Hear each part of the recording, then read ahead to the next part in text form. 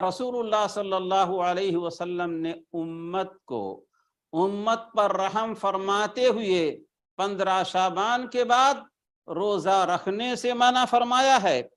हदीस है सुनन अबी दाऊद, निसाई, इब्न माजा और तिर्मिज़ी वगैरह की। अल्लाह के रसूल अलैहिस्सलाम फरमाते हैं, हदीस करावी हैं अबू हुरैरा रज़ियल्लाहु ताला अन्हु, हदीस सही है, इज़ा बक़िया निस्फ़ु मिन शाबान फला तसूमू, जब शाबान का आखिरी निस्फ रह जाए तो फिर रोज़ा ना रखो। अलबत्ता दूसरी रिवायत के अंदर अल्लाह के रसूल अलैहिस्सलाम ने मुस्तस्ना कर दिया है, इल्ला कि एक आदमी कुछ रोज़ों का पाबंद है, मसलन पीर और जुमेरात का रोज़ा रखता है, या अय्याम बीज का रोज़ा रखता है, या महीने में 3 रोज़ा रखता है, तो उसके लिए ये पाबंद नहीं है। माह शाबान की 15 तारीख के बाद भी वो रोज़ा रख सकता है।